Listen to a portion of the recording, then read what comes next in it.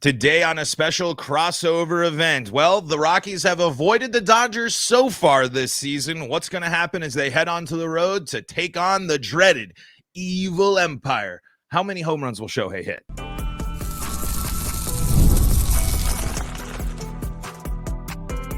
You are Locked On Rockies, your daily Colorado Rockies podcast. Part of the Locked On Podcast Network, your team every day.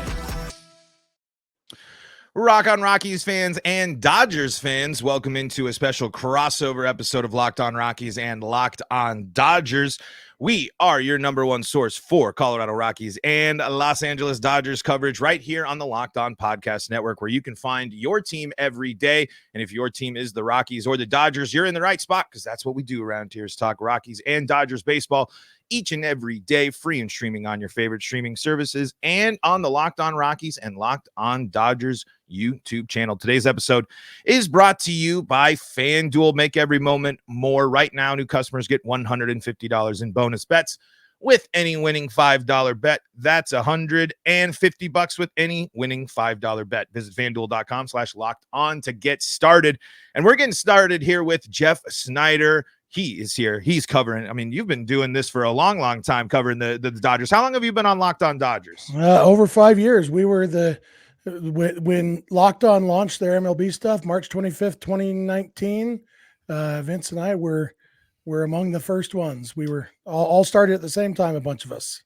And you're still here. And let's kind of start here, because I did want to set the stage for this. First time the Rockies and the Dodgers meeting up in a series. It seems like June is really late for these teams. They usually, I feel like, play within the first couple of series so far. Of course, for Dodgers fans, if you weren't paying attention to your little brother of the NL West, the Rockies got off to one of their their worst start in franchise history to start off this season, setting a new record for continuous games trailed to start a season. They broke the record there from 1910, but have played much better baseball. And we were joking before recording, the Rockies, things are looking a little dicey in the ninth there, but they do pull off back-to-back series wins against the Guardians and the Phillies at home, of course, the Coors Field there. So the Rockies are playing better, but I want to go to the Dodgers here just off of that 5-game skid. Something I don't, a lot of people from the outside probably were like, whoa, 5-game losing streak.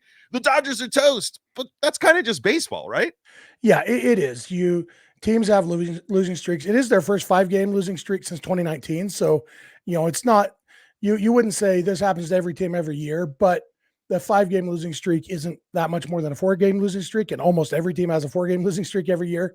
But yeah, I mean, the Dodgers have played really bad baseball recently. Then they got to play the Mets, and that broke out of it. They swept the Mets, and so they ended up, after getting swept by the Reds, they swept the Mets, so ended up with a 500 road trip. All in all, they've kind of weathered the storm a little bit. It'll be interesting to see if the offense scored 10 runs on whatever day it is that we're recording this. What day is it? Wednesday? It's Wednesday. Yeah. Wednesday. In the last game against the Mets. So it's hard to tell, because the offense did look really good, but also they were playing the Mets. And so it's hard to really tell if the offense really broke out or if it was a big game against a bad team. Last time the Dodgers played the Mets, they scored 10 runs in the series finale, and that set them on their hot stretch where they, won a bunch of games in a row. They, when they went, because I think after that Mets game, they were like 2 games over 500, and then they went on a stretch. So we'll see what happens. But yeah, the Dodgers have struggled a little bit. It's basically been the bottom of their lineup not contributing, and then the big names slumping together. Freddie Freeman and Shohei Ohtani mostly slumping at the same time. If you're not getting anything for the rest of the lineup, those two guys slump, and it's hard to score runs for a little while.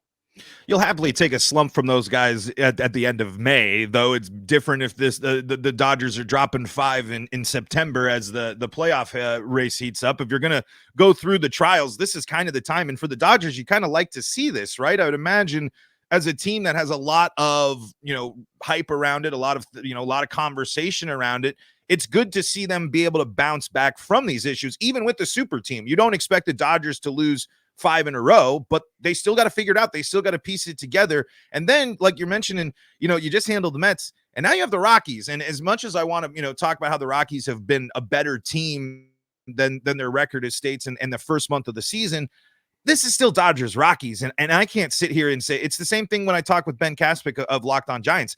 It doesn't matter what I'm going to say about the Rockies or what they've done recently. The Dodgers just dominate the Rockies. It's just how it's gone. Yeah, I mean, the Dodgers are a better team than the Rockies. I don't think anybody listening to this, no matter fandom, will disagree with that. But one thing we learned recently is, I mean, the Reds are a worse team than the Dodgers too, and they swept the Dodgers. And Diamondbacks are a worse team than the Dodgers, and they won 2 out of 3 from the Dodgers. So, like, they lost 5 games in a row, 2 teams that are worse than them. Probably not as bad as the Rockies, but like you said, the Rockies might be a little bit better than their record shows, especially lately. One of my favorite quirks is that the Rockies have played like 14 different teams this year.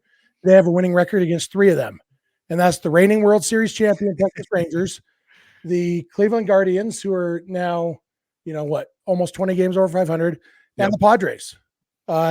And then they have a losing record against teams like, the A's, the Astros, who've been bad this year, the D-backs. It's been a weird season for the Rockies. I remember when we did our divisional preview episode, we all kind of agreed that the Rockies are going to be better than the projections had them.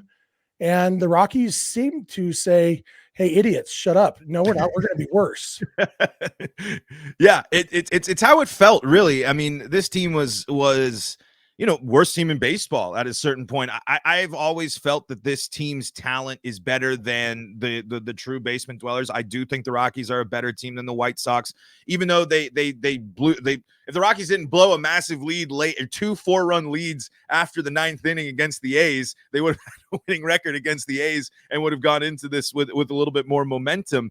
But there's still such a big gap between these teams. But I'm really encouraged to watch the Rockies go and handle business against, it means something that the Rockies just beat the Phillies and the Guardians in back-to-back series at home. They defended Coors Field. They got great starts from pitchers that you probably don't even know the names of, and guys that have often gotten lit up. The big question now for the Rockies as they continue to go through a more solid stretch and going to LA is, can they do this on the road? And can they go up and go up against a good Dodgers team? The Rockies are getting their 2 best pitchers in this series against LA, Austin Gomber and Cal Quantrill. Cal Quantrill's been quietly one of the better pitchers in the National League this year, and his record and his numbers would look even better if he had early run support. So the Rockies have some positives going into this series, but man, I just, it's Shohei, it's Freddie, it's Mookie, it's the Dodgers. It's that wall is still so tall to climb for this team. Before we dive further into this series, Jeff, I'm curious, has the season lived up to expectations so far? Obviously, there's lots of baseball left.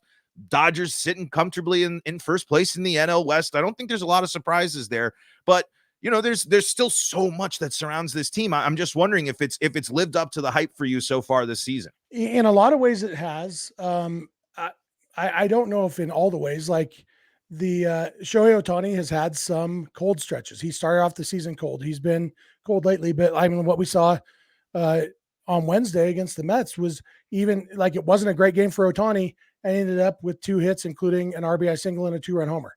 Like, it's just, when you're Shohei Ohtani, you don't have to be hot, because one swing you can hit a big home run, or when you hit the ball as hard as he does, it's going to be. So I guess that's one thing that has lived up to the hype, is watching Ohtani hit the ball. The Dodgers, I think their 13 hardest hit balls this year are all by Shohei Ohtani, and that's a team with Mookie Betts and Freddie Freeman and Teoscar Hernandez and Will Smith, guys who hit the ball pretty hard. But Shohei Ohtani's on another level, and that's been a lot of fun. I think the starting pitching has been a little bit, I don't know, with Bobby Miller getting hurt and Walker Buehler coming back, but not pitching great so far yet for the most part.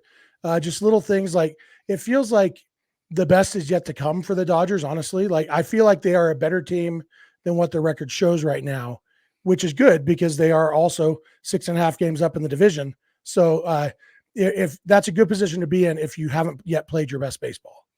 Yeah, and you're like you said, you're looking at a stretch here where the Dodgers could completely eliminate that 5-game skid after you sweep the Mets, and if you follow it up with just even a series win against the Rockies here, you're getting those 5 games back and then some here in quick fashion. We are going to take a quick break, and then we're going to get back to it, and we're going to talk about if the Rockies can go up against this starting pitching staff and if their offense is really going to come alive, because there's some young guys that are exciting for the Rockies, but the big issue, the big question marks, with some of these veterans still remain. And it really just depends on what the lineup is going to look like for the Rockies in this series against the Dodgers. We're going to talk about that coming up and lots more here on this crossover episode of Locked On Rockies and Locked On Dodgers. Before we do that, though, got to tell you about the folks that help make this show possible, and that includes FanDuel. FanDuel is your number one sportsbook. It's not just your number one sportsbook. It's America's number one sportsbook, and they got you covered all postseason long. If you want to score on some of the postseason action for hockey or hoops, you can win big with $150 in bonus bets with any winning $5 bet when you go to FanDuel.com/lockedon. When you go to FanDuel.com/lockedon, not only are you going to be able to see all the player props, all the spreads, all the action, you're also going to be able to get that $150 to bet on spreads, money lines, player props, and more. So don't miss out on all the action at FanDuel.com/lockedon. Make every playoff shot count. FanDuel, America's number one sportsbook. Jeff Snider, Paul Holden here on Locked On Rockies, Locked On Dodgers. Hey, did you know that all your Dodgers and Rockies action is available on SiriusXM and the SiriusXM app? You can check it out there. And an exciting announcement for Rockies fans out there. Check out the new postcasts that are going to be hitting the Rockies feeds after Rockies games and all sorts of stuff. That's a new feature that's hitting Locked On Rockies here, so don't miss out on that. But we're previewing this series between the Rockies and the Dodgers. And, I'm feeling more confident about the Rockies going into this series than I would have about a week ago. And it's because those pitchers we mentioned in the first segment. I think Cal Quantrill and Austin Gomber especially has shown this, I think, a year where people were really writing him off. He's shown that he's still got some stuff in the tank. These guys aren't, ones and twos in the Dodgers rotation. But when you see the numbers of Cal Quantrill and Austin Gomber, you kind of raise an eyebrow. And if the Rockies are able to get the type of performance that they've been used to from Quantrill, who's 4-3 this year with the 3.53 ERA, 49 strikeouts in his last 7 games. He's had 12 earned runs there, walking 16 and striking out 38. So those are pretty good numbers for the Rockies. Not the most clean, but keeping them in ball games. Jeff, what's going to be the secret here for the Dodgers? Is it just attack early, be aggressive, and trust your talent against the weaker team? Yeah, one of the things I'm interested to see, honestly, is when you look at the underlying numbers for both those guys, Quantrill and Gomber, like you said, Quantrill 3.53 ERA, Gomber 2.76, but their FIPS are both mid-4s because neither of them strike out very many guys. And they give up some home runs and, not terrible walk rates, but, walk view. Dodgers are a team built on patience, passing the baton, taking your walks. And the main Dodgers weakness this year has been striking out on offense. They've killed a lot of rallies where even a productive out would have helped, a sac fly or whatever, and instead they strike out. And so going up against these pitchers who are good pitchers, but not strikeout pitchers, I'm interested to see if they will be able to put the Dodgers hitters away, or if the Dodgers are the kind of team that will kind of bridge the gap between the ERA and the FIP a little bit, Yeah, absolutely. And I mean, you kind of pointed it out there too. Patience can kill the Rockies. The Rockies, especially if you can get to the starters have been solid for the Rockies in this good stretch. The bullpen has been really nothing short of disappointing. The Rockies don't have a true closer. Games get real close, real fast before they need to. And it does go down to the fact that the Rockies as a team don't strike out a lot of batters. And it's really frustrating because it's something that on the flip side, the Rockies also strike out a ton, and you see how effective the strikeout is when it comes to eliminating rallies, eliminating big innings. And what the Rockies have to do against the Dodgers is eliminate the big inning, because if you're in trouble and the Dodgers get two guys on and they clear the bases and the Rockies are down two in the first and the second inning, it's going to be tough for them to come back. The big thing to remember with this Rockies increase in performance is home is pulling the weight for them right now. They are the classic Rockies situation where they're still really bad on the road. 7-21 are the Rockies on the road this season, and they go to a notoriously difficult place to play. So if the Rockies want to pass this test as kind of, I look at the Dodgers always as the ultimate test for the Rockies. It's not that they necessarily have to win this series. They have to just keep it close, because I worry, especially with Dakota Hudson on the mound in game one, things can get out of hand, and that can set the tone for the rest of the series. Yeah, Dakota Hudson has another guy who doesn't strike out guys, strikes out even fewer than the other two guys we talked about. So, yeah, and winning game one of a series is such a big deal, because then you can win the series just by splitting the last two. And, you win game two, then it's like, hey, now, playing with house money, go for the sweep. And I think the Dodgers will win on Sunday because that's my birthday. And so, there you go. And they love me.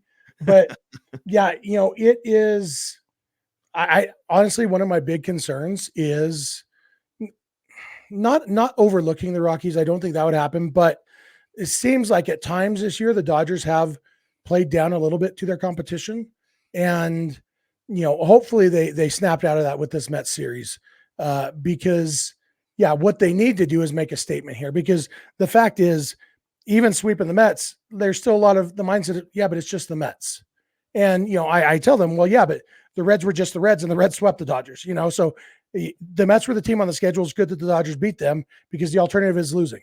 But the Dodgers need to kind of keep the foot on the gas and show that basically that the offensive woes are over, that they've moved past them, because getting pitchers as good as they are, pitchers who don't strike out a lot of guys, is what the Dodgers need right now to keep the offense going, to get guys in a groove, get Freddie Freeman hot, get Shohei Ohtani hot, because they, even though Gomber throws with his left hand, both of those guys can hit lefties, and lefties who don't strike guys out. That's kind of what we're looking for.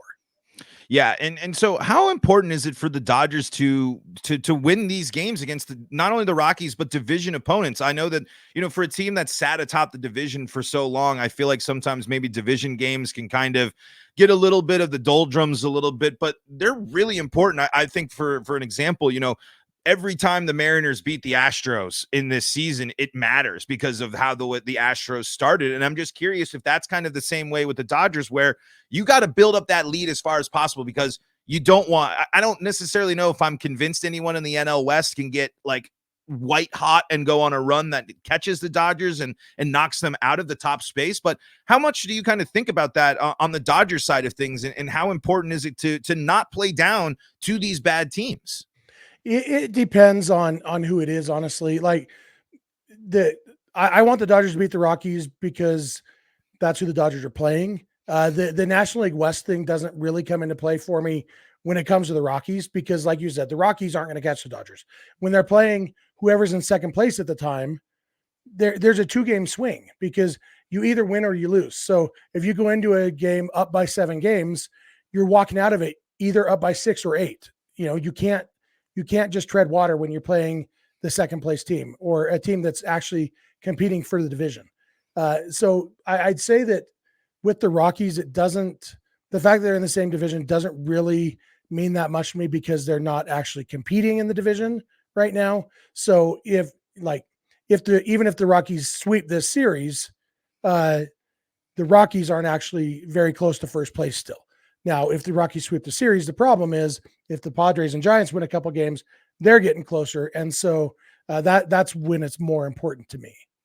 Yeah, and I mean, for the Rockies too, it's a matter of show that you can at least close the gap, show that you can be competitive, throw punches against the best. I think if you're the Rockies, you really don't have anything to lose in terms of reputation-wise. I know we're talking a series in the beginning of June with plenty of baseball, but still, these are two teams that are looking to really kind of change the course of their seasons a little bit. The Rockies want to continue their momentum and take it on the road. The Dodgers want to build off of a sweep and take advantage of a team and win 5 of 6 or 6 of 6 in a row, which would be even better. So I think that while the division stuff kind of gets a little washed away for at least the Rockies, especially, it is important to keep in mind as going forward. These are opportunities for these teams no matter what. And I think it's an opportunity for the Rockies to show off some of their young guys. I think Dodgers fans are going to learn a lot of new names this weekend, and highlighted by the fact that their record doesn't show it, but the Rockies have some really solid players. Ryan McMahon is having arguably his best season of his young career. Well, I don't know if young career is really the best way to say that. Of his career, Ezekiel Tovar, I think, is blossoming into one of the most exciting young shortstops in the game. I know it's hard because it feels like everybody on their team has the young, exciting shortstop. That's the nature of baseball right now. But and the Rockies center fielder, Brenton Doyle, he was a player that had so much intrigue, and we were so worried about his offense, and yet he comes in and his offense improves, and he's stealing bases, and you're starting to see just little pieces of the Rockies playing the modern game of baseball, base stealing, getting the ball in play, being just a little bit more aggressive and breaking free of it. And then they have to start Chris Bryant, and then they got to start, and then they still have games where Jake Cave is in there with Charlie Blackmon and Elias Diaz and Jacob Stallings. And you're like, why are all of these veteran players playing for the Rockies right now? It doesn't make any sense. Yeah. What's the point of being a bad team if you're not building up a young team to become a good team? Jacob Stallings is not going to be a member of the next Rockies division champion team. I'll put that in writing. Didn't Ezekiel Tovar hit his first career homer off Clayton Kershaw? I believe it was, and I think it was like right at the end of the season, a couple of seasons ago, something like that. I think it was when the Rockies were finishing the season with like 8 straight games against the Dodgers the other season. Yeah, that was. And Ryan McMahon has continued the Rockies tradition of their third baseman tormenting the Dodgers, and pick it up right where Nolan Arenado left off. Hey, Austin Gomber, he's been good though. So Rockies won that trade, right? Sorry, just had to jab a little bit. I feel like Nolan Jones, your prediction of Nolan Jones for MVP isn't working out so well, Paul. No, there for a second. Hey, I had to put the big homer hat on at least one thing when Corbin Carroll was brought up, but Nolan Jones hasn't even been on the field. I mean, injuries have plagued him, and then when he was on the field, he was striking out at a near 50% rate. So obviously some big issues to work out with him, but I'm hoping when he can come back in, he can get back to where he was, but he's got some competition now. I mean, Sean Bouchard, Hunter Goodman, these are guys that are when they have been given these opportunities, there's still stuff to work on. They're young guys, but they're having great at bats. They're walking, they're timely hitting. They're just doing the things that you get pumped about for young Rockies players. So I'm hoping the best thing would be these young guys go out on the road and they handle business and perform against the Dodgers in wins or losses. One of the things, the Rockies won this series against Cleveland, but one of the things that was nice to see was the Rockies were fighting the whole time. That in the game they lost, they came back from 3 multiple run deficits. So when the Rockies are rolling a little bit, they got some spunk, they got some fire. It's just about consistency. And that's the thing that's avoided the Rockies for so long. But we're going to head into our final break, and then we're going to wrap things up here on the episode today, just cover some last second stuff and look just a little bit more to what's going on in this series, and finishing things up on today's episode of Locked On Rockies and Locked On Dodgers.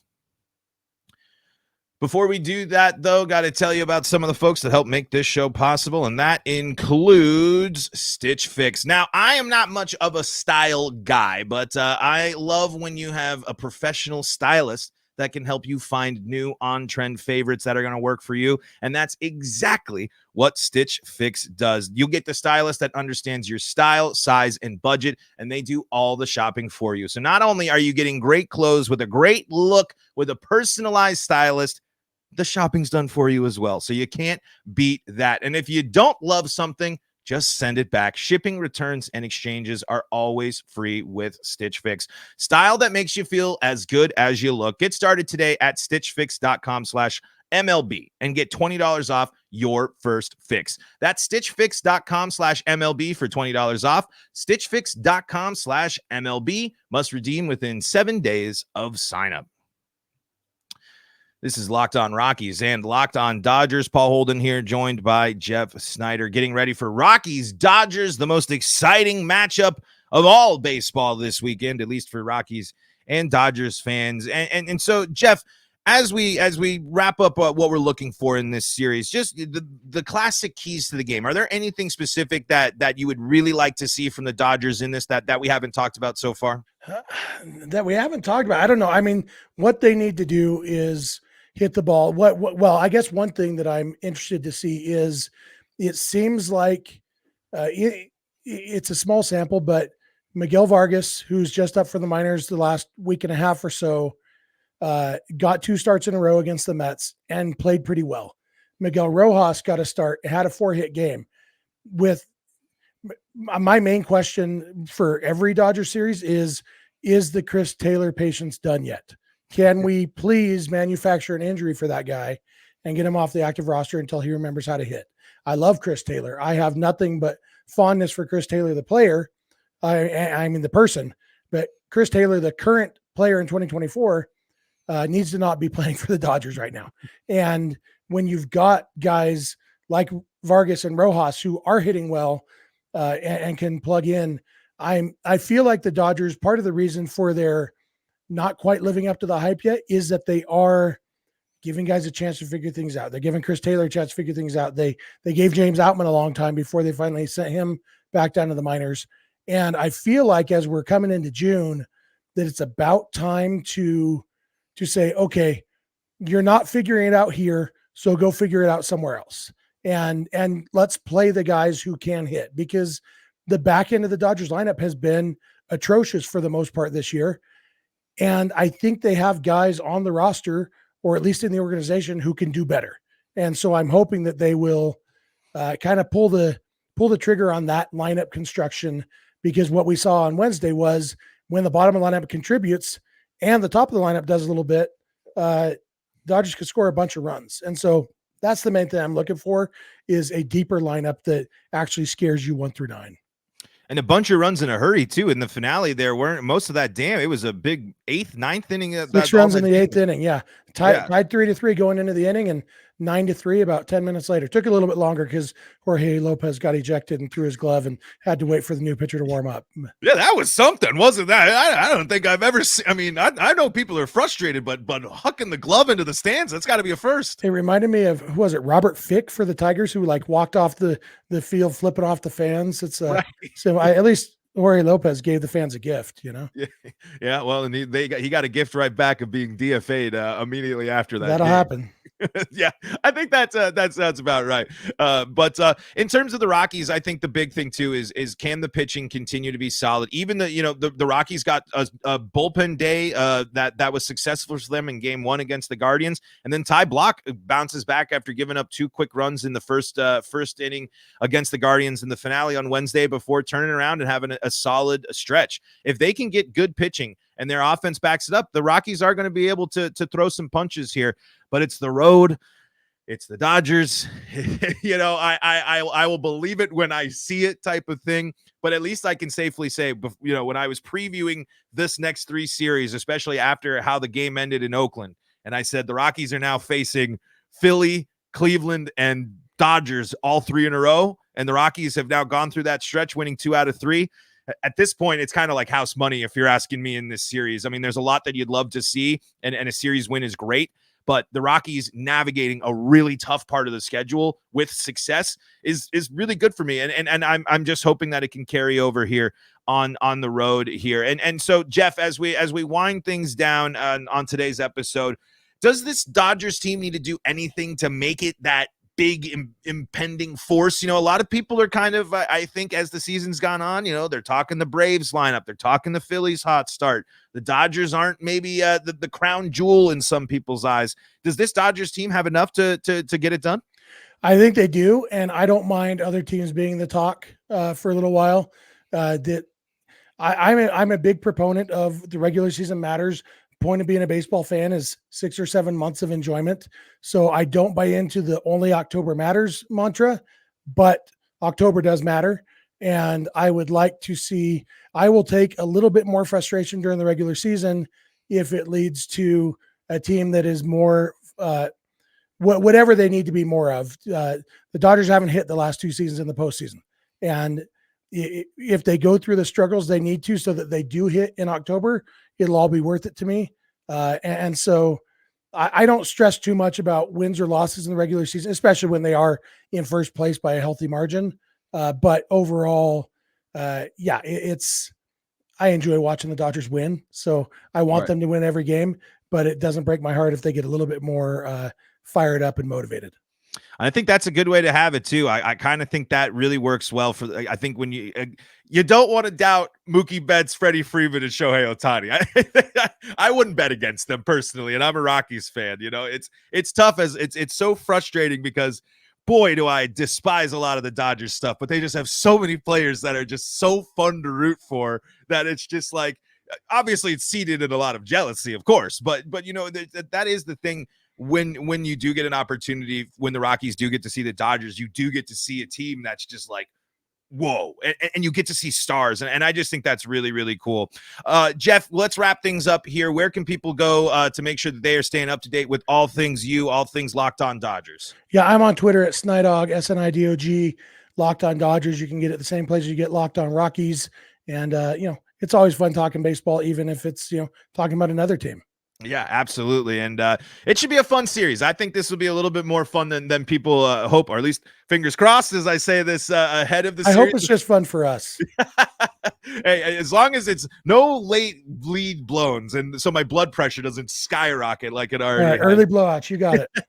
Hey, it'll be easier for me to turn it off. I'm out of town this weekend. So I'm like, all right, we'll just move on from this one. But hey, you never know what might happen in baseball. The Rockies just took down 2 of the best teams in baseball. They also took down the World Series champs, and the Rockies always want a chance to beat the Dodgers, and the Dodgers always happy to be big brother in the NL West. For those Dodgers fans out there, I'm Paul Holden, host of Locked On Rockies. You can find us at LO Rockies on Twitter, Locked On Rockies feed on YouTube. But folks, thank you so much for making us your first listen of the day. Until next time, this is Paul Holden saying so long from the Locked On Podcast Network.